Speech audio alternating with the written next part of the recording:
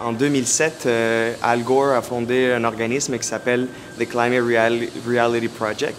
Et puis en 2012, j'ai été choisi parmi un groupe de Canadiens qui sont allés rencontrer Al Gore à San Francisco, puis ont été formés par le vice-président des États-Unis pour parler des changements climatiques. Alors, mon nom, c'est Eddie Pérez. Je suis ambassadeur climatique pour Réalité climatique Canada et fondateur d'un organisme qui s'appelle Economad. Quand je présente mon message, les gens se posent toujours la même question. Mais qu'est-ce qu'on fait? Qu'est-ce qu'on peut faire? Comment moi, en tant que citoyen, je peux m'attaquer à une problématique dont j'ai pas d'objectivité? Et puis, c'est ça le défi. Il y a un questionnement, il y a des doutes à savoir comment est-ce que je peux agir contre le réchauffement planétaire. Et je pense que le gouvernement, en ce moment-là, n'ont pas été capables d'outiller le citoyen, de lui dire comment faire pour diminuer la quantité de chaleur dans les bâtiments, par exemple, ou diminuer l'utilisation de l'auto, ou créer des politiques publiques pour engager les citoyens dans une discussion politique qui puisse amener des projets porteurs.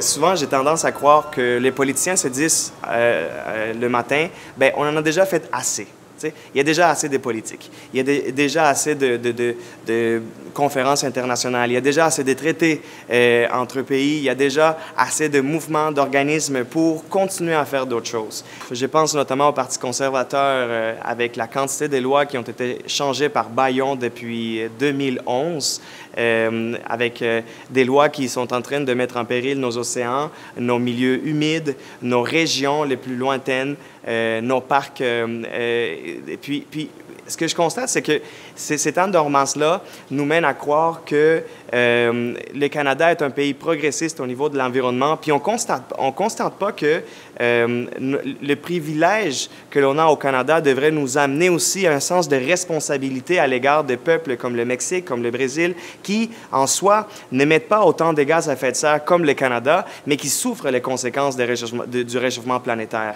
Le Canada et les États-Unis sont dans le top 10 des pays les plus polluants sur Terre, et puis c'est pas le Canada puis les États-Unis qui vivent toutes ces conséquences-là. C'est des pays qui, en soi, n'émettent pas tant de gaz à effet de serre que ça. Puis je pense que c'est une irresponsabilité, un manque de vision de la part de nos politiciens, puis quelque chose qu'on devrait s'attaquer au niveau citoyen, au niveau militant. Alors, le 11 avril, ça va être une marche citoyenne qui va avoir lieu à Québec. Et puis, on va rencontrer des organismes qui, à tous les jours, se battent pour éduquer, démocratiser, partager les informations qui sont liées au changement climatique, au réchauffement planétaire, puis aux alternatives que l'on commence de plus en plus à développer ici au Canada et partout dans le monde. Je pense que c'est une belle opportunité aussi pour dire à nos politiciens que ce n'est pas assez, qu'on n'en a pas fait assez, qu'il y a beaucoup de travail à faire, pas seulement au Canada, mais partout dans le continent américain, qu'il faut prendre ce projet-là en main, que les changements climatiques, c'est pas juste un projet politique, c'est aussi l'avenir de nos sociétés. Puis ça va se passer le 11 avril à Québec.